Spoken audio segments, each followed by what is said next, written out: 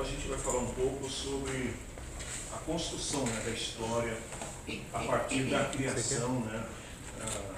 Como é que se dá todo esse processo, né, da construção desde Adão e Eva, passando por alguns períodos históricos, né?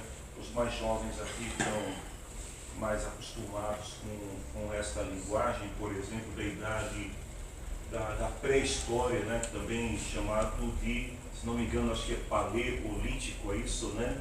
E neolítico, paleolítico, pré-história, né? Antes de 6.000 antes de Cristo para mais, né?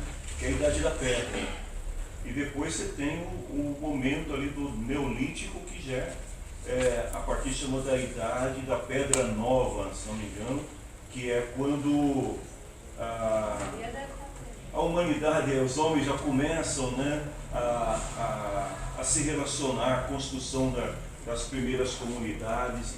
Então a Bíblia, ela remete a esse tempo, né, do período paleolítico, que é o período dos dinossauros, antes ainda da idade da pedra, tá? E nós vamos ver isso.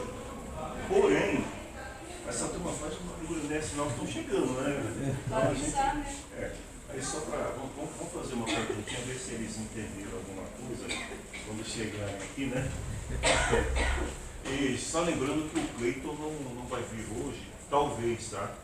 Que ele foi resolver um assunto em São Paulo, disse que era um assunto de urgência, talvez não ia chegar a tempo. Amém? Muito bem. Amém. Amém. Boa noite, boa noite, boa noite. A paz, a paz, a paz. Para vocês que chegaram agora, a gente está perguntando o que é o período paleolítico.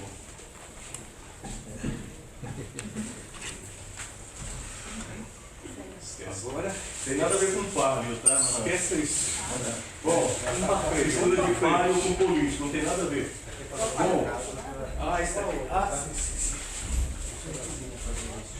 nessa época, né, do período falando já a partir, então, que é onde que a Bíblia ela vai dar mais ênfase, a partir desse período que a gente chama de neolítico, que ainda é a idade da pedra, mas a idade da pedra, vamos chamar de idade da pedra nova, né? É uma outra forma também de você conhecer esse período.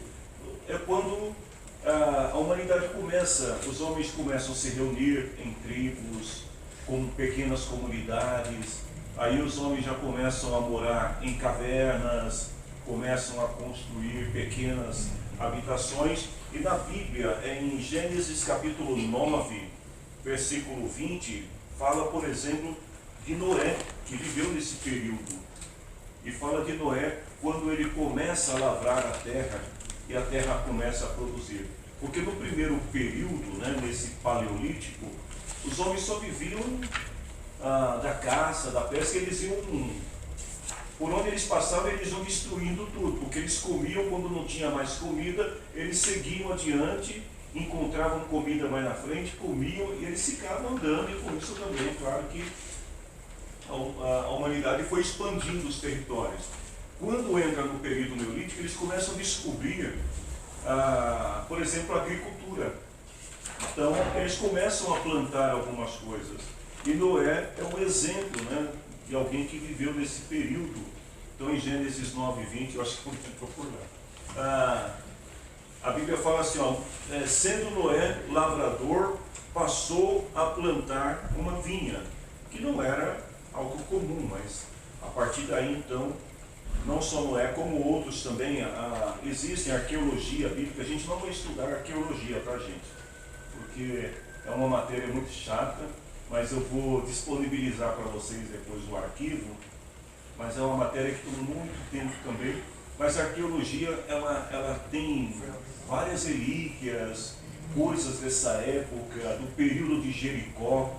Por exemplo, a cidade de Jericó, que ainda vive nesse período, que comprovam, né, algumas passagens bíblicas. Com o passar do tempo, o que nós vamos ver? A humanidade está crescendo, está se desenvolvendo, os homens agora já são agricultores, eles aprendem a domesticar alguns animais, né? Eles já começam agora a produzir alguma coisa. As armas também já estão sendo construídas nessa época. A Bíblia fala do primeiro ditador da história chamado Nimrod, né? Que também, ou seja, a sociedade começa a tentar se organizar, e aí com a organização começa a surgir a figura também dos líderes. Esse período, ele já é o pós-neolítico, a gente chama ele de período dos estados religiosos arcaicos. É quando a humanidade começa a contemplar a natureza e perceber que existe alguma força que rege toda a natureza, o universo. Então começam a surgir a figura dos deuses. E nesse período ele vai mais ou menos de 4.000 até 2.700 antes de Cristo.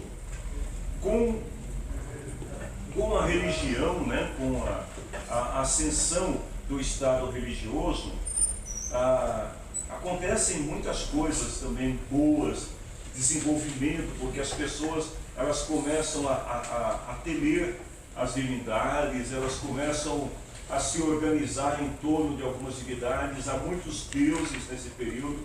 Um exemplo bíblico de Abraão, que habitava na cidade de Ur dos Caldeus, e eles adoravam outros deuses também. Quando Abraão ouve a voz de Deus, ele descobre que existe um Deus que é único, que é absoluto. Um Deus que ele não é Deus só do sol, ele não é Deus só do mar, ele não é Deus só das montanhas, ele é Deus de tudo. E Abraão ouve essa voz. E a partir daí, então, Deus começa a se revelar de uma forma diferente aos homens. Aí vai entrar um período, depois desse período dos estados religiosos arcaicos, que é o período do estabelecimento de impérios. Ou seja, nesse período, o que vai acontecer é que, eu citei para vocês o exemplo de Nimrod, né? Mas existem outras referências bíblicas aqui também, que são as construções de pequenas cidades. Então agora os homens já estão mais organizados, né? E eles começam a construir pequenas cidades, pequenas tribos, e dentro dessas tribos, eles começam começa a ascender a figura do líder, alguém que exerce, né, a liderança sobre os outros e começa a organizar. E tudo isso a Bíblia fala desses períodos. Nós vamos ver isso mais adiante. Com esse período dos impérios, vai surgir um outro período na história, já 1500 a.C., que é conhecido como o período da Era de Amarna. Essa era, na verdade, ela vai surgir ali na região do Mediterrâneo, nações do Oriente Médio, etc. Então, é nesse período que começa que vai surgir também a terra de Canaã, que a Bíblia fala também, que não era até então a terra dos hebreus. A terra de Canaã, ela surge a partir do filho de Noé, Cão, né, que vai construir essa terra e vai expandir. Então esse período é conhecido como período de Amarna. Esses nomes vocês não precisam guardar, gente. Só estou falando porque é a história bíblica, é como que se dá a história da Bíblia, desde lá voltando à Idade da Pedra, do período paleolítico, neolítico, estados religiosos arcaicos, impérios, Amarna, e aí Amarna. Então a história vai se construindo, a humanidade vai se consolidando, né, como sociedade. E aí então vai nascer também os estados multinacionais. O que seriam esses estados multinacionais?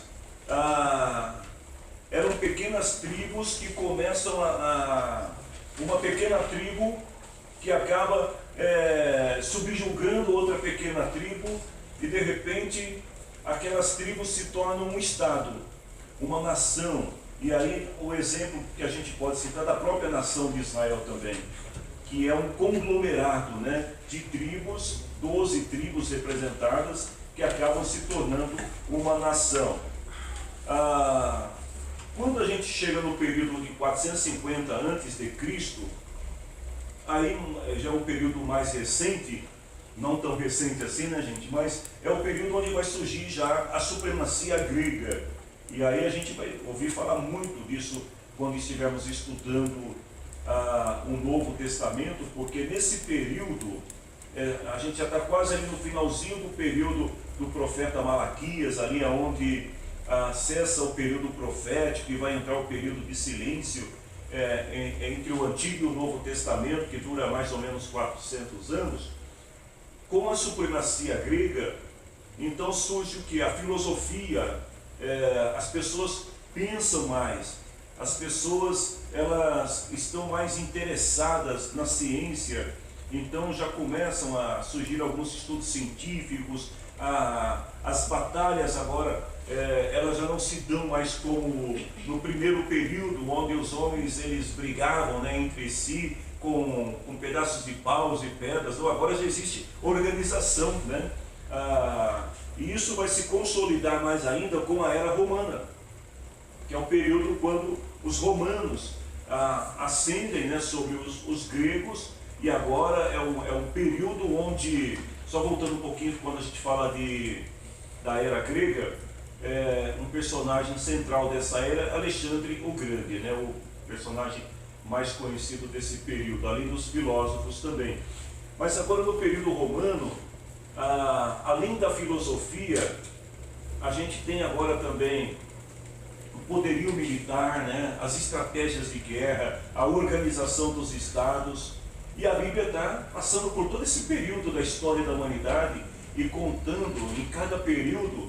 A Bíblia tem a sua história, né? E por isso que eu falei que quando a gente está lendo a Bíblia, nós precisamos ter uma compreensão, mesmo que seja mínima, da história, dos períodos, para entender em que contexto aquilo foi escrito, a palavra, a mensagem, para a gente poder conceituar isso e também trazer isso para a nossa realidade.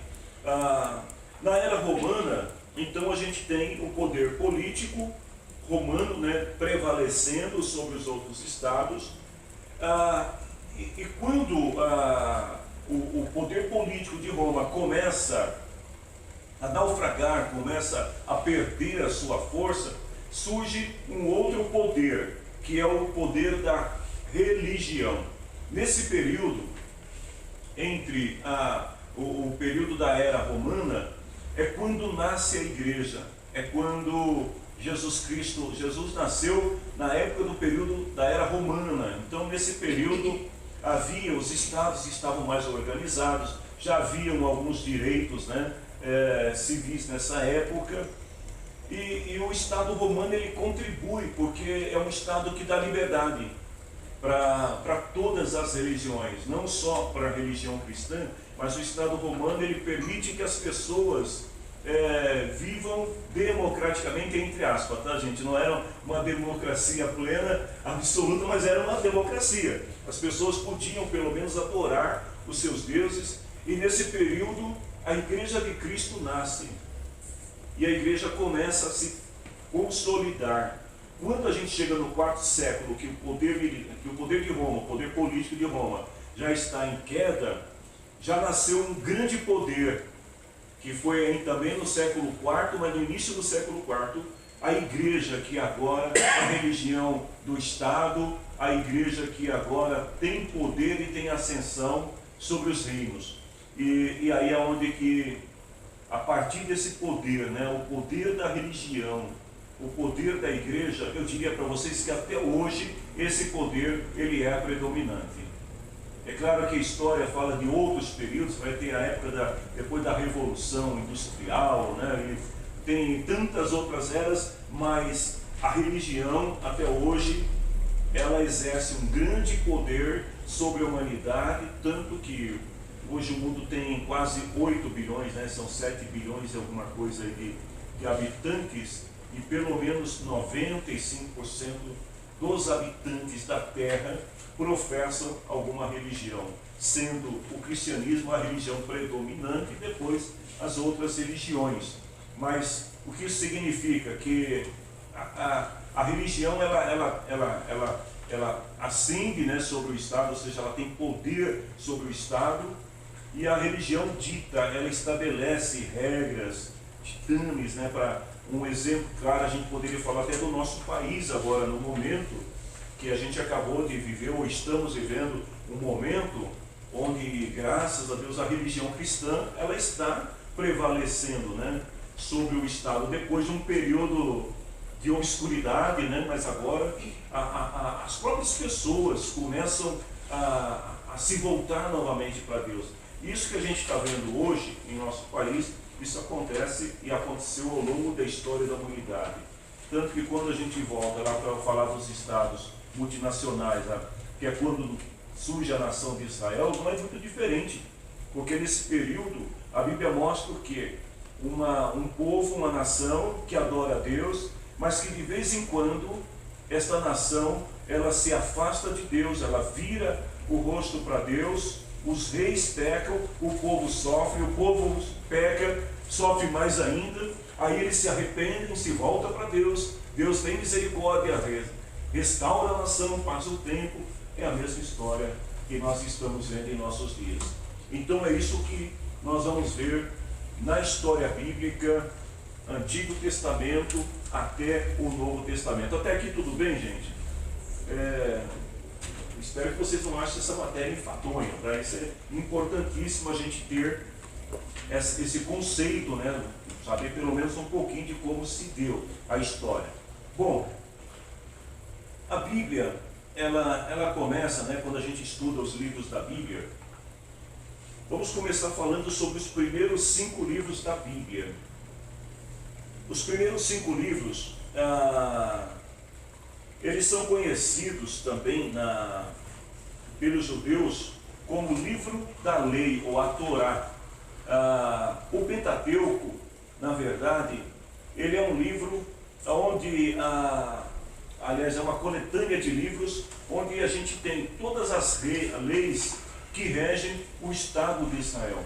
Desde o início da criação da humanidade, o chamado patriarcal, depois a construção do povo no primeiro momento, ali termina no livro de Gênesis, com José no Egito, junto com seu pai Jacó, e depois você tem a saída do povo do Egito e toda a construção de um Estado, como é que ele se dá. Pastor, a Torá é o livro dos judeus, certo? A Torá representa o Pentateuco, É a Bíblia dos a Bíblia judeus? dos judeus. Então ele só tem esses 5 livros? Não, na não, Bíblia deles? não, calma. É que os 5 livros são os livros das leis, Pentateuco, tá? São os primeiros 5 livros que tem todo o compêndio, todo o conjunto de leis que rege o povo de Israel no Antigo Testamento e ainda hoje, na atualidade, estão nesses 5 primeiros livros. O que nós temos lá? Só para termos uma ideia. As leis cerimoniais. O que são as leis cerimoniais? São as leis de culto. Para a gente tentar entender isso, comparando com a nossa realidade, é só pensar na igreja e na forma como a igreja adora a Deus. Então, vamos imaginar que na igreja, hoje nós temos a Santa Ceia, nós temos o batismo, nós temos os cultos, né? E esses cultos, todos eles seguem mais ou menos um padrão. Embora que alguns insistem em quebrar esses padrões cerimoniais, mas os padrões existem. Então, vamos imaginar isso. Para o povo de Israel, as leis cerimoniais são as leis que vão ensinar o povo como que o povo deveria se apresentar diante de Deus, como que os sacerdotes deveriam se vestir diante do povo. Hoje em dia o negócio está tão escrúpulo, né? Está tão bagunçado, que a gente tem pastores de bermudão, camisa regata, né? Parece que o cara está na praia, em cima do altar, ministrando para as pessoas. Eu, sinceramente, eu não tenho nada contra as pessoas andar de bermuda, de camisa regata. Mas, gente, quando se trata de um culto, de uma cerimônia, existe a questão do respeito de quem ministra. Os sacerdotes, eles tinham vestes especiais. Também não estou dizendo que a gente tem que se vestir, né, de toga e colocar todas aquelas parafernálias para poder se apresentar diante do povo, que eu acho que isso também é exagero. Mas existe um código de ética, de respeito, quando se apresenta diante de Deus, né? Não tenho nada contra pregar com ou sem gravata, até porque gravata é inovação também, né? Mas isso não tem nada a ver, mas só que não podemos exagerar. Porque naquela época, o sacerdote, existiam algumas leis do tipo, o sacerdote ele tinha que estar com as vestes limpas.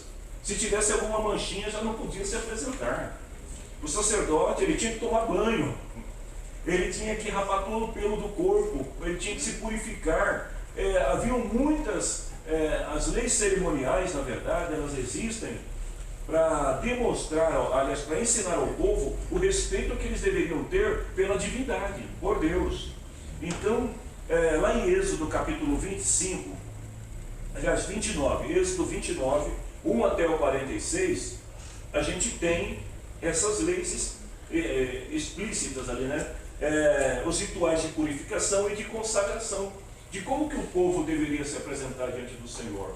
Existem algumas coisas, até a gente estudou aqui recentemente na escola bíblica, quem estava se lembra, a gente falou sobre ser abençoado, ofertar aquelas coisas, que havia até isso é uma tradição, é uma lei para o judeu. Toda vez que ele vai no culto, ele tinha que levar alguma coisa para oferecer ao sacerdote, na verdade entregar ao templo, né, na figura do sacerdote.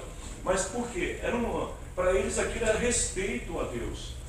Hoje, de fato, a gente não está tendo esse respeito. Não estou dizendo que precisamos também ser como os judeus, né? Nós não somos o Israel terreno, mas algumas coisas precisam ser observadas. Então, não é que nós temos que seguir as leis cerimoniais que foram aplicadas para os judeus, mas elas servem de parâmetro, né, para a gente poder entender e aplicar a nossa realidade. Como que a gente deveria se apresentar diante do Senhor?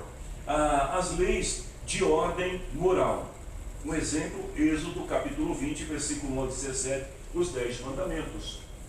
E está falando especificamente a questão moral, né? Tanto que nos dias de Jesus, o grande problema é que os judeus, moralmente, eles eram corretos.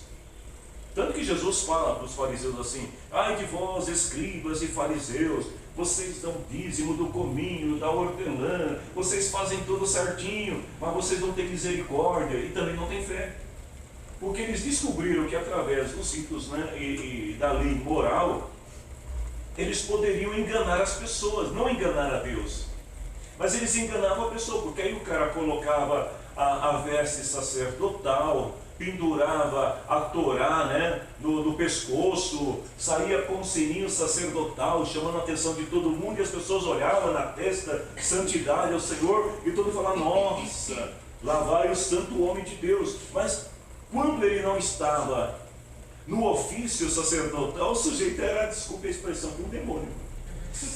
Era essa a realidade. Então, Jesus condenou isso, porque, olha, vocês, moralmente, vocês estão sendo muito perfeitos, parabéns, mas eu preciso mais. Eu preciso que o coração tinha que ser, e se volte para Deus. Então é isso que Jesus, lá na frente, ele vai questionar. Tanto que ele fala para os judeus, assim, para os seus seguidores: olha, se a justiça de vocês não for maior do que a dos escribas e fariseus, não vale.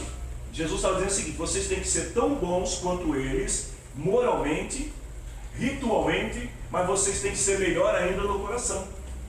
Tem que fazer as coisas certinhas no coração. Há também, nesses livros do Pentateuco, 3 grandes festas que os judeus até hoje praticam, né? Não com a mesma ênfase que nesse período, mas até hoje ainda são práticas dos judeus. Primeiro é a festa da Páscoa, que essa todos nós conhecemos, que é quando o povo judeu se reúne para lembrar do período em que eles saíram da terra do Egito, que eles deixaram de ser escravos. Então, até hoje eles comemoram a Páscoa. Tem uma outra festa, que é a festa de Pentecoste, ou festa das primícias. A festa de Pentecoste, ela acontece no primeiro dia depois das 7 semanas. Então é no 50º dia de festa, o último dia das festas, que foi exatamente no dia em que o Espírito Santo desceu sobre os cristãos que estavam reunidos orando. A festa das primícias, ou festa do Pentecoste, era aquela festa onde todos os judeus eles vinham para oferecer a primeira parte, a primícia, o melhor, que a sua terra produzia o melhor do seu gado ao Senhor. E tem outra festa que, pouco tempo eu falei até alguma coisa aqui sobre ela, que é a festa dos tabernáculos ou festa das barracas. Como é que funcionava essa festa? Uma vez por ano, o povo descia até a cidade de Jerusalém, se reuniam e ali eles tinham que ficar morando durante uma semana em barracas. Mas não era tenda como essas que a gente conhece, não. Eram barracas de pedaços de madeira, galhos de árvores. Eles tinham que juntar e fazer, e o povo tinha que ficar morando ali dentro, vivendo como nômades, que era para eles se lembrarem de como que era o tempo em que seus pais viveram no deserto, quando não tinham casa, não tinham habitação e não tinham bens. E nessa festa, as pessoas tinham que também trazer uma oferta. Uma coisa que era muito clara em toda a história do povo de Israel é que o tempo todo eles tinham que estar oferecendo alguma coisa a Deus como sinal de reconhecimento de que Deus era Senhor da nação. Vamos começar a falar um pouco sobre alguns livros do Antigo Testamento. Até aqui, gente, está tudo bem? Alguém tem alguma dúvida? Às vezes eu começo a falar e eu esqueço de perguntar se vocês estão entendendo, né? Está tranquilo? Vamos falar um pouco sobre alguns livros da Bíblia. O livro de Gênesis é o primeiro livro da Bíblia.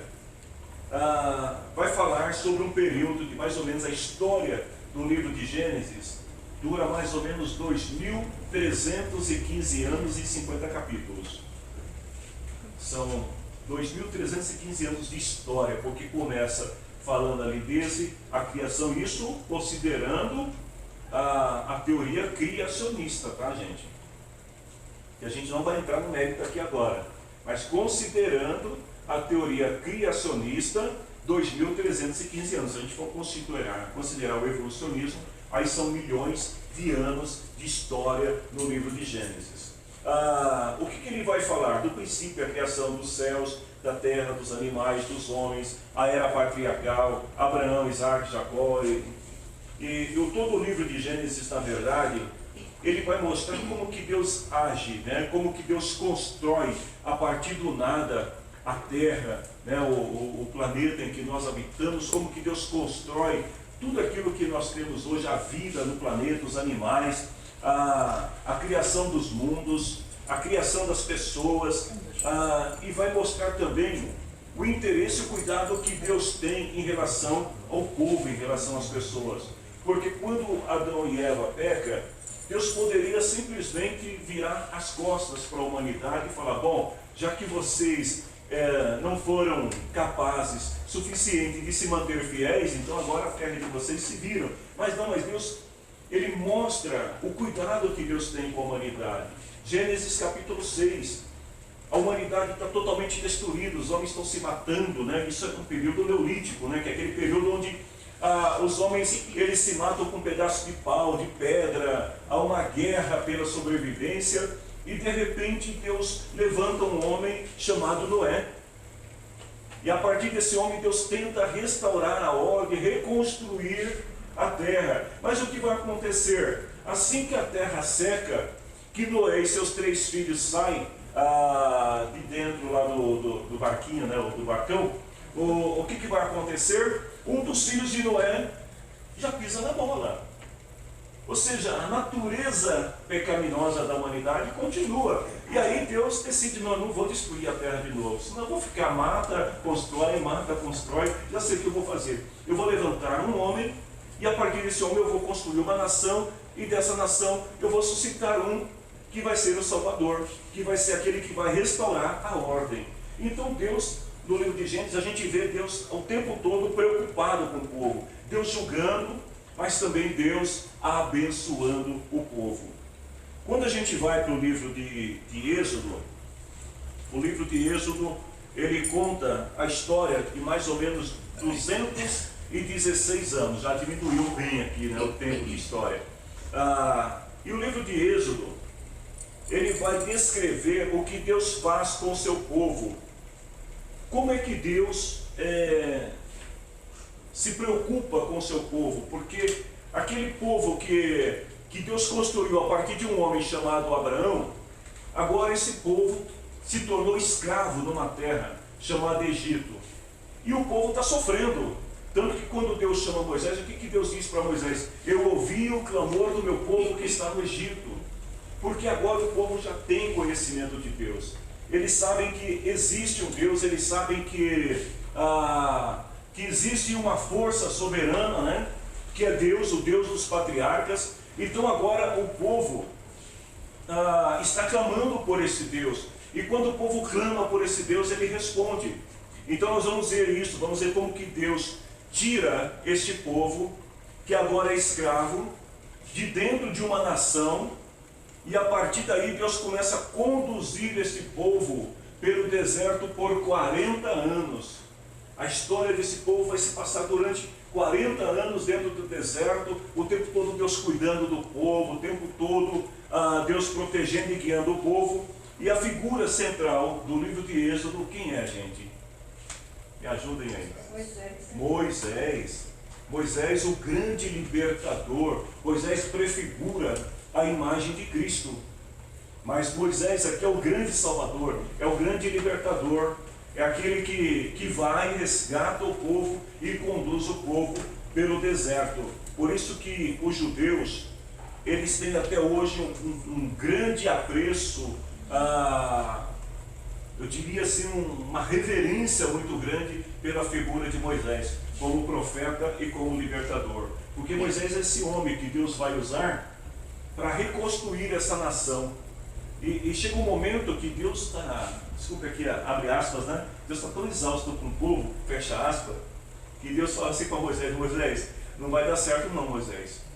Esse povo não tem jeito, mata todo mundo, vamos começar, parece que é interessante a história bíblica, porque o autor bíblico mostra que Deus se incomoda, Deus se inquieta quando as coisas estão erradas. Deus não tem prazer nas coisas erradas.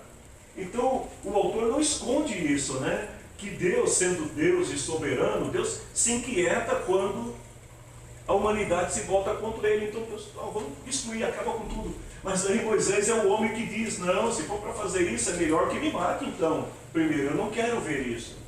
E então Moisés é o grande libertador. Moisés é o restaurador da ordem. Aí nós vamos para o livro de Levíticos. Está todo mundo acompanhando aqui já? Vocês não estão cansados hoje não, né? Por horário de verão, né? Não, né? Até melhor, né? No livro de Levítico, é um período de menos de um ano. É um livro que conta a história muito rápida aqui, né? Falando mais, o livro de Levíticos, ele é o livro das leis, dos cerimoniais. É um livro que está mais focado principalmente do lado cerimonialista, porque é onde que o povo vai aprender a cultura do culto, algumas questões morais também que vão ser ensinadas. Vale a pena ler o livro de Levítico. Não sei se alguém aqui já teve a curiosidade de ler, não uma leitura superficial, mas você lê e marcando algumas coisas, você vai encontrar tanta coisa legal lá, né? Coisa do tipo, né? Se o irmão mais velho morrer, o mais novo tem a obrigação de casar com a mulher do irmão. É coisa do gênero, né? E vai encontrar lá também leis do tipo, né? O cara pecou, dependendo do pecado, tinha que morrer apedrejado. A isso se aplica hoje? Claro que não, gente. Você vai sair apedrejando todo mundo por causa de erro, não vai sobrar um ser humano na terra. Mas esse naquele período. E por que as coisas funcionavam daquele jeito? E por que hoje funciona diferente? Então, é isso que a gente precisa entender, a linha do tempo, e não tentar pegar, porque existem alguns países do mundo que até hoje apedrejam ainda. Isso que eu ia falar, que não, mas tem alguns países do mundo que até hoje ainda estão aplicando esse tipo de lei. Mas isso não se aplica mais no mundo moderno, no mundo contemporâneo. Você não mata as pessoas a pedradas. O irmão não é obrigado a casar com a cunhada. Interessante, né, pastor? Interessante é que quem executava a ordem também era pecador, né? Tanto é que Jesus fala: quem não tem pecado que atire a primeira pedra. Ninguém atirou, né? O foco aí é o padrão moral. Sim. É exterior, não é interior. Nesse período da história, o que importa é o que você faz, não o que os outros. Aliás, é o que você isso, não é o que você faz, é o que os outros veem. Desculpa, eu inverti. O que importa é o que os outros estão vendo e não o que você faz. Desde que faça as escondidas, ninguém viu, você é santo. Mas se alguém ver, pedra nele. Então é um conceito, né, da época. A lição principal... É melhor não esconder, né? Hoje é diferente, exato. Algumas culturas pararam no tempo, né, pastor? Então, eu falo, se você com a tua boca confessar, então é melhor confessar do que sofrer por... Né? Algumas culturas pararam no tempo, né? Então eles continuam aplicando essas leis. Tanto é que, por exemplo, no Oriente, se a mulher trair o marido, ele tem direito de desfigurar ela e tudo mais, né? Coisa absurda, São né? leis que na sociedade moderna não se aplicam, mas alguns países parece que pararam no tempo, né? Mas aí o poder que está por trás de tudo isso é o poder da religião, que é a grande força, né? Desde então, é o poder da religião que está por trás disso, que inflama as pessoas e leva a cometer certas atrocidades. Então, a lição principal de Levíticos é que Deus é o Deus do povo de Israel requer do povo: santidade. Santidade moral. O judeu ele tem algumas leis interessantes do tipo também se o animal do teu vizinho, por exemplo, se você encontrar, aliás, o animal do teu inimigo na beira do caminho, você tem a obrigação de socorrer o animal, você não pode descontar a raiva do inimigo. Você não pode descontar a raiva do inimigo no animal dele, né? Então, o que Deus requer do povo aqui é santidade. O livro de Levíticos vai falar muito sobre essa questão da santidade moral do povo. É importante? Claro que é importante, mas lembrando que quando Jesus vem, alguém diz que Jesus facilitou as coisas. Não, Jesus não facilitou, ele estreitou as coisas, porque além da santidade moral, Jesus requer agora uma santidade interior, que é muito mais rigorosa ainda do que o exterior.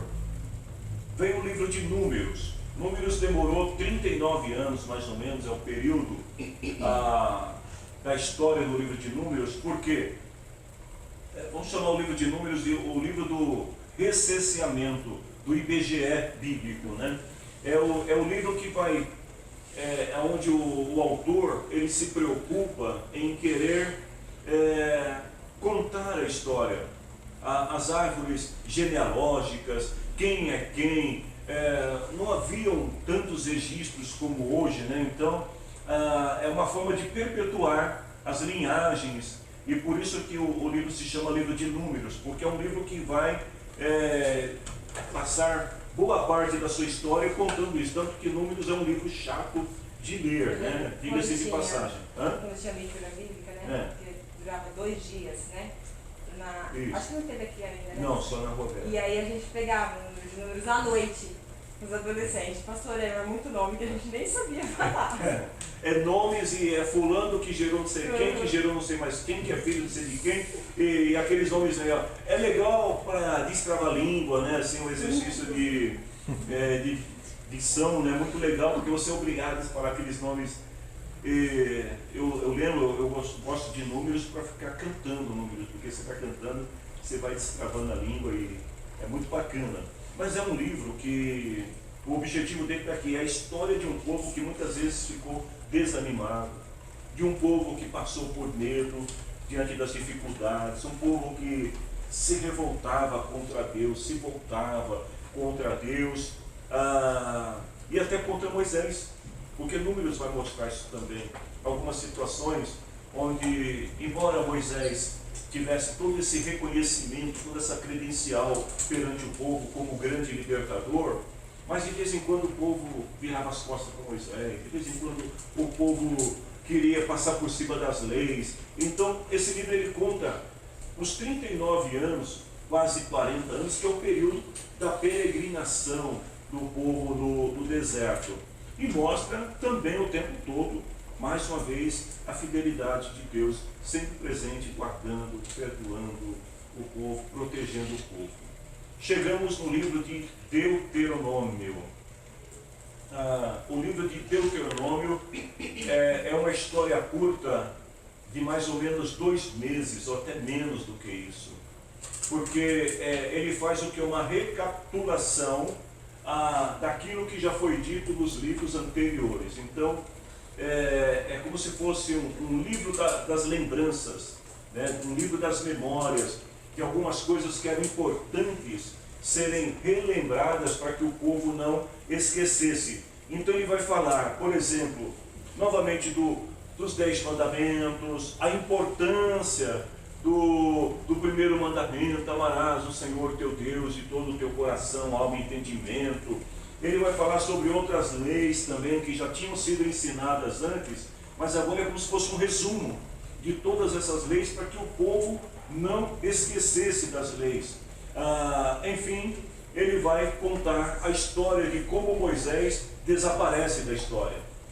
Como que Moisés ele sobe até o monte chamado Pisga, e lá em cima ele vê a terra prometida que Deus tinha dito que daria ao povo, mas Moisés ouve também de Deus, ouve a voz de Deus dizendo que ele não iria entrar naquela terra, que ele estava vendo, mas que ele não a possuiria. E é nesse livro também que a gente tem Deus revelando a Moisés quem seria o sucessor de Moisés, um homem chamado Josué, que é o próximo livro da Bíblia. Pode falar. Pastor, uma pergunta que está me deixando receosa, mas eu vou perguntar. Na Bíblia está escrito assim, ó, Deus não é homem para que minta. Na minha versão está escrito assim, ó, nem filho do homem para que mude de ideia. Sim. Mas aqui em Moisés, quando Deus decide destruir o povo, ele não muda de ideia quando Moisés fala? A gente pode deixar essa resposta para a aula de hermenêutica, de interpretação da Bíblia. Mas a tua pergunta é pertinente, sim. Não dá para escapar dessa pergunta quando chegar em hermenêutica, tá? Então lá a gente vai poder responder melhor. Porque sim, as pessoas falam, a Bíblia fala que Deus, ele não é como as pessoas naturais, né? Que mentem, que se arrependem, ou em outra versão diz, não é como o filho do homem, né? Que mente, né? Mas se Deus não se arrepende, por que a Bíblia diz em alguns momentos que Deus se arrependeu, que Deus mudou de ideia? Nós vamos estudar isso, mas vamos estudar só em hermenêutica, tá bom? É até uma forma de vocês continuarem comigo até o fim, se quiser saber, né? Essas coisas é bom saber. Mas é importante, porque quando a gente chegar em hermenêutica, essas matérias que eu estou passando para vocês, vamos dizer que ela é a base, né? O alicerce daquilo que a gente vai estudar lá na frente. Não dá para estudar hermenêutica se primeiro não entender a base, como é que as coisas se deram. Então, quando Moisés morre e Josué assume, começa um novo livro da Bíblia, que alguns comentaristas, alguns estudiosos costumam chamar esse livro de Hexateuco. O que é Hexateuco? É o 6º livro da lei, porque na verdade o livro de Josué ele é uma continuação dos 5 primeiros livros. Aquela promessa lá de Gênesis, capítulo 12, ela vai se cumprir em Josué. Então muitos estudiosos, eles costumam dizer, ao invés de chamar de Pentateuco, para os judeus, né, conservadores, os 5 primeiros livros da Bíblia, que são atribuídos a Moisés, são a base de tudo, o pilar de tudo. Mas para os estudiosos mais contemporâneos, eles costumam dizer, não, olha, a gente precisa colocar Josué também dentro desse compêndio, né, vamos falar, dessa coleção de livros. Ou seja, não 5, mas 6 livros, então passaria a ser Hexateuco. Aí o pregador chega no culto, nós vamos ver aqui o 6º livro do Hexateuco bíblico, um quê? Mas é só para a gente entender, tá? Que se alguém usar, se algum dia vocês ouvirem essa expressão, ontem o irmão Mauro, né? Eu não vou entrar no debate aqui, mas ontem a gente foi questionando algumas coisas. E eu falei para eles, você percebe como que o ouvido da gente vai ficando mais crítico, não no sentido de acusar, mas de compreender melhor as verdades bíblicas, quando alguém prega alguma coisa que você fala, peraí, faltou o pontinho no E, faltou, né, como chama aquele rabichinho lá no C cedilha, né? Está faltando alguma coisinha que, às vezes, o pregador, numa fã da mensagem, ele deixa passar um detalhezinho, que quando você vai estudando mais a Bíblia, não é que é para você ficar um chato de galocha, né? De sair do culto e dizer assim, não, eu não gostei da mensagem porque... Não é isso, mas é para você ter uma compreensão melhor daquilo que está sendo dito. Eu não ia entrar nesse mérito para não perder tempo, mas já que você deu corda, eu vou puxar. Puxa. É porque, tipo assim, pelo que eu entendi, que eu aprendi na Bíblia, o Espírito Santo ele começou a agir na nossa vida depois que Jesus Cristo vai para o céu, que ele manda o Consolador. Mas também existe parte que, por exemplo, o próprio Espírito de Deus revelou a Pedro quem era Jesus. Aí, aonde isso se encaixa do irmão falar que o Espírito Santo atuou na vida de Zaqueu? Se Zaqueu nem tinha se convertido ainda. Você percebe? Jesus falou, quando o Espírito vier, ele vos convencerá da justiça e do juízo. Então, em tese, o Espírito Santo não estava atuando naquele momento, porque quem atuava era o próprio Cristo, o Verbo encarnado entre os homens. Porém, é aquilo que o irmão Laura falou, olha, se o Pai, o Filho e o Espírito Santo são os mesmos, Trindade, então né? o Espírito Santo estava presente de alguma forma, não da forma como foi dita. Mas isso vai demerecer a pregação de forma alguma. Aí que entra a questão que... Ontem prestei atenção Mas nisso lá também. no começo, em Gênesis, lá na construção do mundo, o Espírito Santo Ontem isso já me se chamou a atenção movia na também, que o terra. irmão falou. mover na Jesus terra estava é passando, uma o Espírito Santo situação tocou e no- convencer alguém Aí, é outra sabe, situação. Entendeu? É isso que eu falo, o Espírito já está presente desde o princípio da criação, que foi o que o irmão Laura falou. Não, mas o Espírito Santo, ele já está, mas ele não estava exercendo ativamente o seu papel como depois do Pentecoste. Porque, primeira parte da história é atribuída ao Pai que cria, ao Pai que organiza, ao Pai que cria leis. É a revelação que é dada pelo Pai. Depois vem a revelação do Filho. E por último vem a do Espírito Santo. Então, quando alguém diz assim, mas o Espírito Santo tocou no coração de Zaqueu, entra aquela pontinha de interrogação. Do ponto de vista bíblico, não. O Espírito Santo não estava agindo naquele momento. Naquele momento era Zaqueu e Jesus. Só para a gente entender. Agora, aonde que eu gostaria de chegar? Que isso não tira o mérito da pregação. Porque Deus, na sua soberania, Deus usa as pessoas às vezes de maneiras loucas e fala coisas incompreensíveis, porque alguns entendem dessa forma.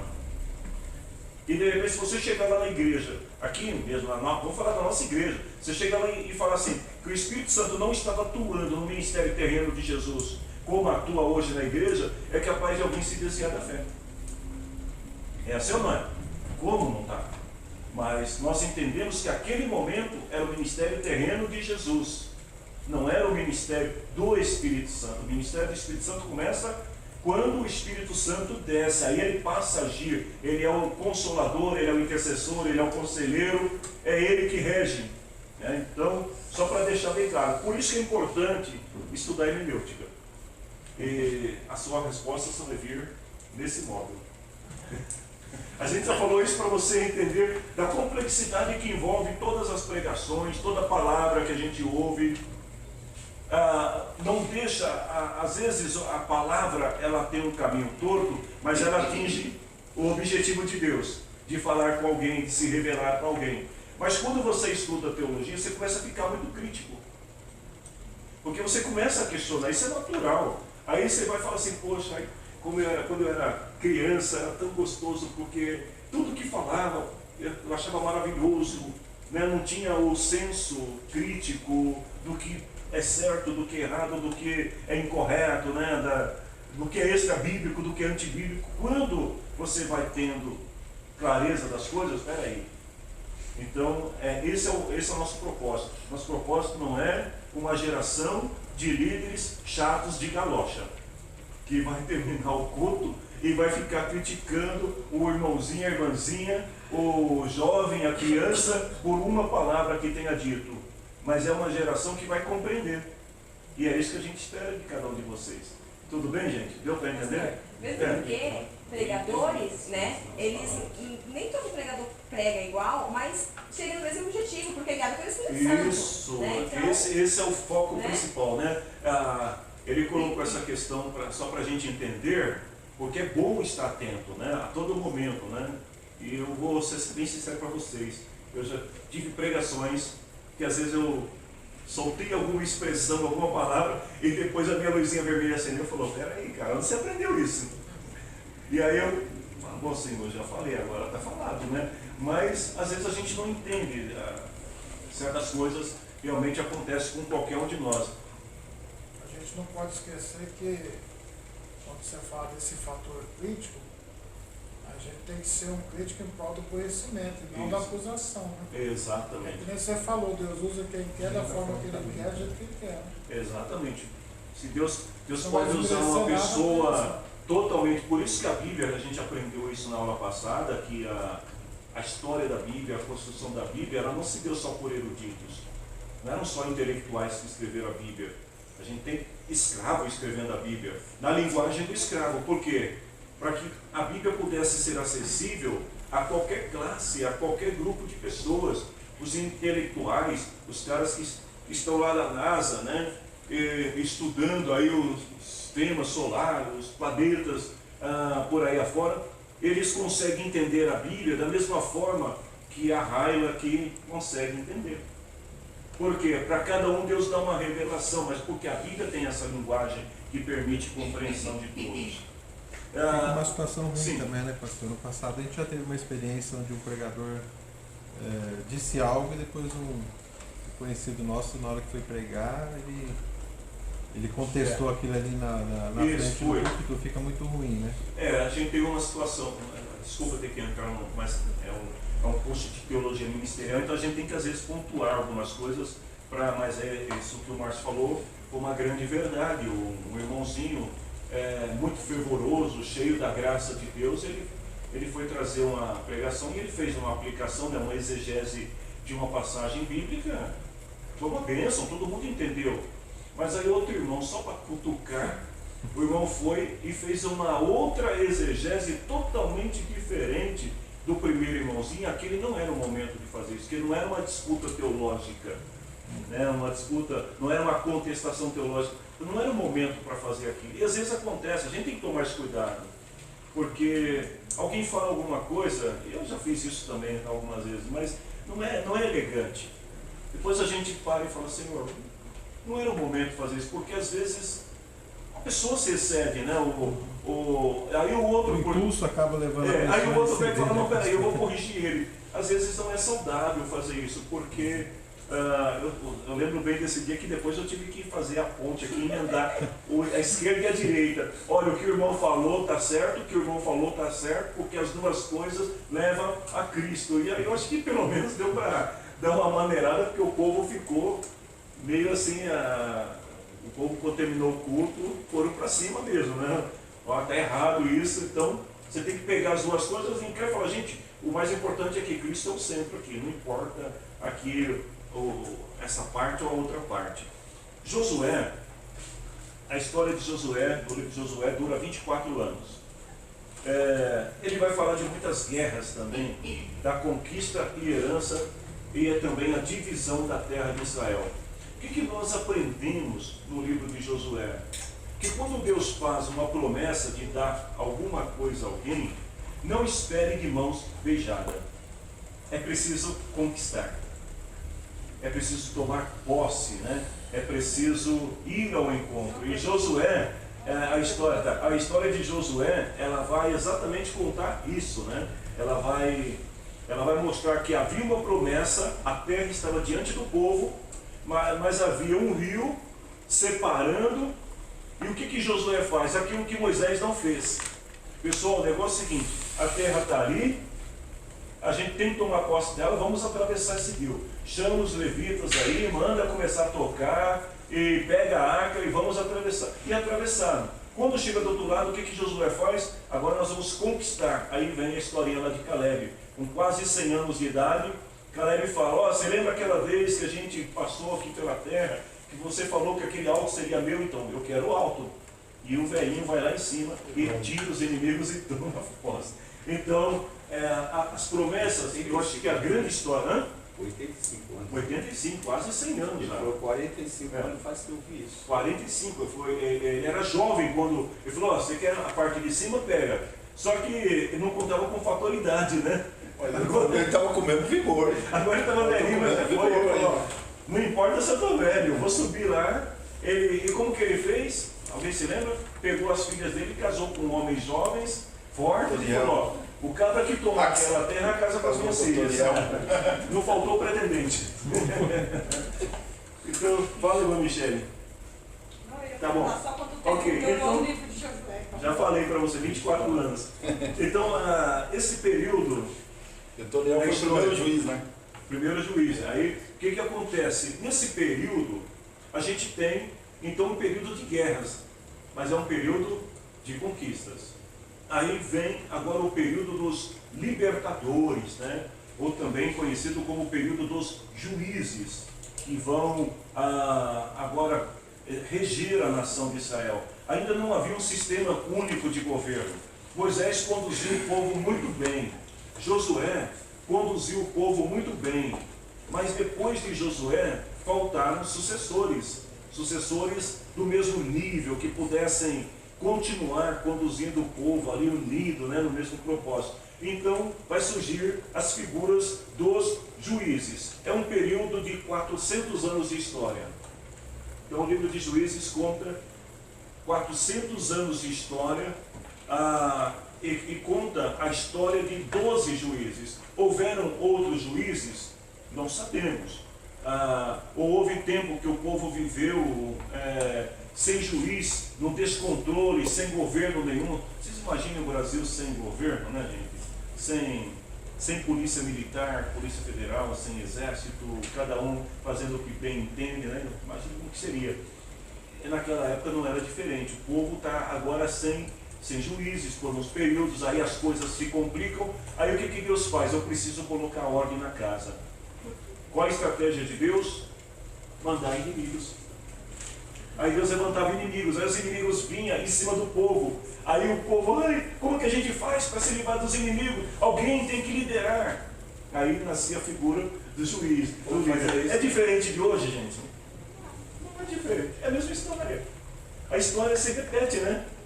Às vezes as coisas estão tudo bem, aí cada um para o seu lado. Daqui a pouco Deus pega e vou mandar uns inimigos ali só para provocar um pouquinho, porque quando tem guerra, as pessoas se tornam solidárias.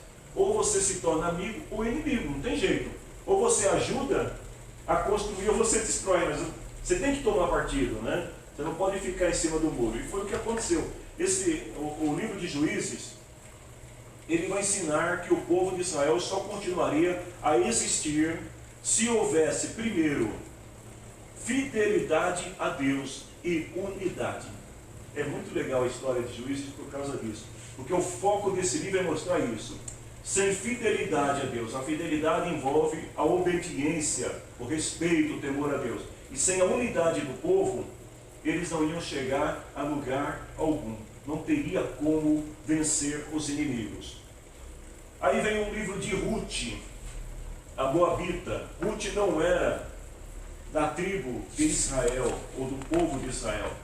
A Ruth, ela pertence à tribo de Moabe. Mas ela vai se casar com um jovem. Ela viveu no período de Gideão. É interessante isso aqui também. O período histórico de Ruth é o mesmo período histórico de Gideão, que era um dos juízes. Então ela se casa com um israelita, mas o marido morre e ela estaria livre, primeiro porque ela não era judia, ela não tinha que obedecer à lei dos judeus, e segundo porque a sua sogra também não tinha mais filhos para poder casar com ela, porque os 2 filhos morreram. Então a sogra libera as noras, mas a Ruth, ela decide seguir a sogra. E elas vão encontrar um parente remidor, porque só lembrando da lei lá atrás é o seguinte: quando não tinha irmão, podia ser um tio, poderia ser um primo, tinha que ter um parente. Alguém tinha que remir, tinha que assumir a bronca. Então, tinha que assumir a bronca. Ó. Você está solteiro, tá? A mulher do seu primo de terceiro grau, olha lá, o cara morreu, você vai lá, você tem que assumir. Que é o que acontece com Ruth. Então, ela vai acabar casando com um parente próximo da sua sogra, né? E a partir daí, desse casamento, vai nascer, se não me engano, era bisneto dela, né? Que era Davi, o rei Davi. Então, Deus usa alguns meios, né, totalmente controversos para trazer de volta a história ao centro da sua vontade. O mesmo que acontece hoje. As situações às vezes são controversas, mas o propósito de Deus às vezes é de desconstruir, não vou dizer destruir, porque agora Deus não está mais destruindo como lá no início, né? Eu vou matar, vou acabar, não, agora Deus está desconstruindo uma situação para reconstruir outra em cima dela. Então, a partir daí agora, Deus começa a colocar em ação o seu plano de salvação. Nós vamos para os livros agora do período dos reis. 1º e 2º Samuel. Conta a história de 152 anos. A gente poderia dizer que o livro de Samuel é o livro da transição. Aqui na DI a gente ouviu muito esse ano a palavra transição, transicionamento, né? Essas coisas, e vocês perceberam que transição não é um negócio fácil, né? Em 1 Samuel, nós temos exatamente isso, a transição de um modelo para um outro modelo que Deus está implantando agora sobre a nação. Ou seja, o povo, até Samuel, eles eram liderados por juízes ou por pequenos líderes tribais. Só que agora, o próprio povo sente que há necessidade de se organizar melhor. E o povo começa a pedir para Samuel, fala: Samuel, a história, 400 anos de história com juízes, não foi boa, porque quando morre um juiz, não tem outro juiz à altura para assumir. E aí o povo fica abandonado. Olha, para que isso não aconteça, não seria o caso de adotarmos o modelo das nações vizinhas, colocando a figura de um rei, alguém eleito pelo povo, né? Deus não gostou muito da ideia no primeiro momento, não, né? Nem eu não gostaria. Porque Deus estava regendo a nação, mas o povo, e Deus já tinha um plano, porque Deus já tinha escolhido Davi, mas só que o povo quer antecipar o plano de Deus, e o povo quer um rei agora. Esse é o grande problema das pessoas até hoje, né? As pessoas não sabem esperar. Deus, ele tem um plano, mas o plano de Deus demanda tempo, demanda todo um período, né, de preparação. Só que o povo é muito afoito, né? Samuel não morreu enquanto Davi for rei, aliás, enquanto Saul for rei, só morreu lá no finalzinho da história. E quando Samuel morre, Davi já está terminando, aliás, Saul já está terminando o seu reinado. Davi já estava preparado para poder ser rei. Então, o povo não ia ficar sem um rei, sem um líder, mas o povo queria. E aí o que acontece? Surge a figura do Saul. Saul vem, as coisas não dão certo, mas de repente Deus levanta Davi, e Davi, a história de 1 e 2 Samuel vai contar muito sobre Davi, né? O personagem central do livro que leva o nome do profeta Samuel, né? E do juiz Samuel, não é a história de Samuel, é a história de Davi, que é o homem que vai construir a nação segundo o modelo de Deus. Os livros depois de 1º e 2º Reis vai continuar a história, 426 anos de história. Ele vai terminar com o cativeiro babilônico. Então, nesse período de 1º e 2º Reis, a gente vai ter a ascensão de reis e vamos ter a queda de reis. Nós vamos ter o Estado de Israel dividido agora em duas nações, o Reino do Norte e o Reino do Sul. O Reino do Norte é representado pelo Reino de Israel e o Reino do Sul é representado pelo Reino de Judá. Então, quando Salomão morre, o filho de Salomão, Roboão, ele não consegue continuar no mesmo propósito de unir a nação, de conduzir a nação. Ele é um jovem extremamente arrogante, né? Ele chega para o povo e fala assim: olha, o meu pai feriu vocês com açoite, eu vou ferir vocês com 10. Ou seja, vocês acham que meu pai era duro? É porque vocês não me conhecem. Aí o povo falou: o quê? Estamos fora. O povo saiu e deixou Roboão com 2 tribos apenas. O reino está dividido. E aí a gente vai ver que o reino do norte, ele começa a entrar num estado de declínio. Uma hora está bem, outra hora está ruim, até que o reino do norte vai ser totalmente destruído e o povo vai ser levado ao cativeiro. Por quê? Deus queria unir o povo de novo. Aí o reino do sul continua, mas a gente vai ver que mais adiante o reino do sul, pela mesma razão também, vão ser destruídos. E aonde é que a história termina? Todo mundo na Babilônia, sendo escravo, todo mundo tendo que se unir de novo, né? O povo, sabe aquelas brigas que tiveram de separação lá na frente, o Senhor fala: vou unir todos vocês de novo. Aí o povo está junto. E é isso que o livro vai contar, a história de reis. Aí a gente tem 1ª e 2ª Crônicas. Vocês estão me acompanhando ainda, né, gente? Querem tomar um café do irmão Lauro? Não dá para aguentar mais 10 minutos? Então tá. Vai estudar a rotina aqui. 1ª e 2ª Crônicas tem a história de mais ou menos 520 anos.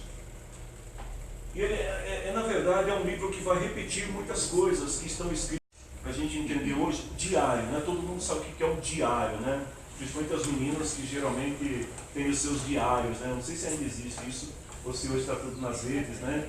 Mas ainda tem algumas que ainda têm o seu diáriozinho, né? Então, o Diário dos Reis é onde se contavam as histórias dos reis, as proezas dos reis.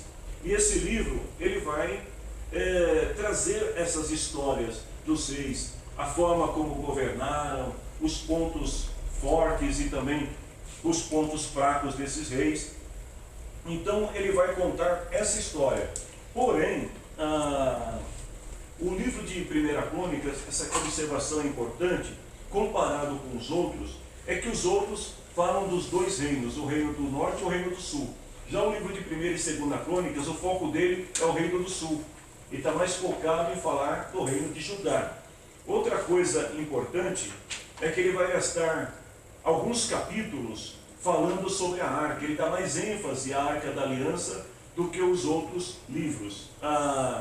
E o livro de 1ª e 2ª Crônicas é interessante que eles não falam do pecado de Davi. O pecado de Davi é citado em Samuel, mas em Crônicas eles não citam a fraqueza de Davi. Só cita por quê. Aí alguém vai dizer: por que o livro de 1ª Crônicas não cita? É simples. Os livros eram escritos por quem? Pelos escribas dos reis. Podia falar mal do rei.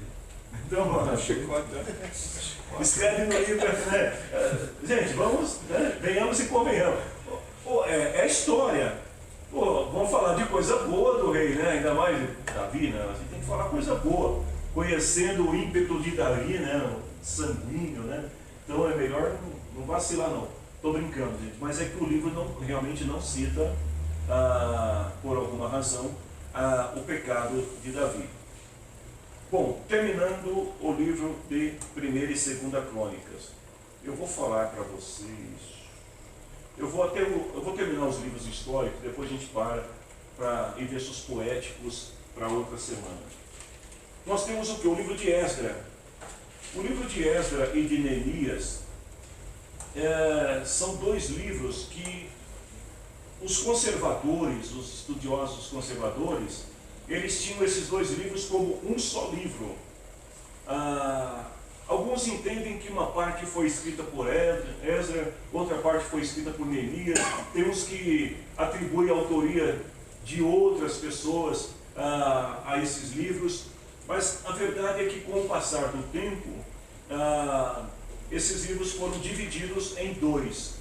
Por exemplo, a edição da Septuaginta ainda traz o livro de Esdra e Neemias como sendo um só livro. Então essa divisão ela vai acontecer depois. O propósito, né, a gente já vê aí, conta a história a partir de 1448 a.C., E o objetivo principal dele aqui é falar da restauração, do retorno do povo, do período de exílio, de quando o povo volta, encontra a cidade destruída, e eles decidem reconstruir a cidade. O livro de Esther é o livro da heroína hebreia. Não podia faltar, né, na história pelo menos uma mulher heroína. Tem outras, mas um livro dedicado a uma mulher que fosse também, que personificasse a figura de salvadora da pátria, vamos dizer assim, né? Então Esther é esta mulher, tanto que as personagens bíblicas, né? Eu acho que é a personagem bíblica mais pregada pelas mulheres, né? Mais comentadas, pelo menos no Antigo Testamento. Ruth também é muito falado, mas Esther é a mulher, porque ela prefigura, né, essa imagem da heroína, da mulher que ela não teme a própria vida para salvar o seu povo, para salvar a nação. Então essa é a história do livro de Esther. Gente, vocês percebem que até aqui eu não falei dos autores dos livros. Por quê? Cada um desses livros escritos, exemplo, o livro de Samuel, embora o livro tenha sido atribuído, né, a Samuel, o nome do profeta, não quer dizer que Samuel tenha escrito o livro. Então, é um outro detalhe importante que a gente não vai entrar agora, mas no material de estudo de vocês isso está mais detalhado, porque os livros, por exemplo, dos Pentateucos, né, é atribuído a Moisés, mas existem muitas discussões a respeito de que não tenha sido Moisés o verdadeiro autor desses livros. E o livro de Josué, da mesma maneira. Então, todos os livros bíblicos, eles trazem o nome, mas vamos entender assim. Você escreve um livro, alguém faz um livro, eu preciso dar um título a este livro. Que título eu daria a este livro?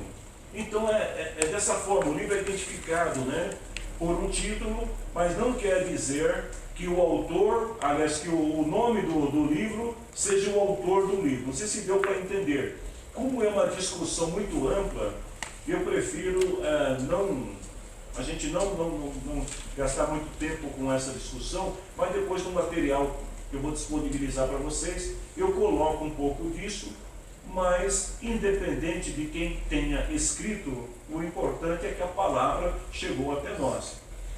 E o livro de Esther é um caso típico desse. Alguns dizem que o livro pode ter sido escrito por Mordecai, né, ou como alguns dizem, Mardoqueu, como pode ter sido escrito por qualquer outro escriba da época também, que alguém contou a história e ele escreveu. Nós vamos parar por aqui. Sim. Nesse período aí também houve uma juíza, né? Sim, a Débora. Ela, na verdade, ela não é juíza. Débora não é juíza. Ela acaba assumindo um papel na guerra. Ela profetiza, né? Profetiza. Mas ela acaba assumindo um papel na guerra que não era atribuído a ela. Quando você fala que ela não era uma juíza, mas não é uma juíza como os outros juízes. Ela é uma profeta, e assim, ele vai para a guerra, olha, se você for comigo, você é profeta, Deus está contigo, Deus fala, né? Por quê? Eu só vou se você for comigo. Porque os profetas naquela época é o seguinte, eles falavam para o rei, olha, vai para a direita, o rei ia para a direita, vai para a esquerda, e os profetas sempre acertavam. Então o rei falou, aliás, o comandante do exército, eu vou, mas você tem que ir comigo para me dizer o que eu tenho que fazer, né? Tá bom, você quer? Eu vou, mas agora não vai ser tu. Aí é de uma mulher, o rei entra na tenda e a mulher aproveita e resolve a parada. Tinha que ter uma mulher para resolver, né? No livro de Ruth é interessante que você começa a ler, aí você fala, agora apareceu o Boaz, né, irmão? Vendedor, né? Aí depois chega lá na frente e fala, mas não é o mais próximo. Tem um que é mais próximo, mas não estragou toda a história. Ele não podia casar com ela, você que primeiro o outro. Tinha um outro que era mais mão, alguém próximo. tinha que abrir mão. Gente, a história bíblica é muito interessante, vale a pena ler, mas a gente precisa ler com esse olhar, com essa visão, para entender melhor a Bíblia, ok? Vamos terminar? Pode cortar. Vamos agradecer ao Senhor.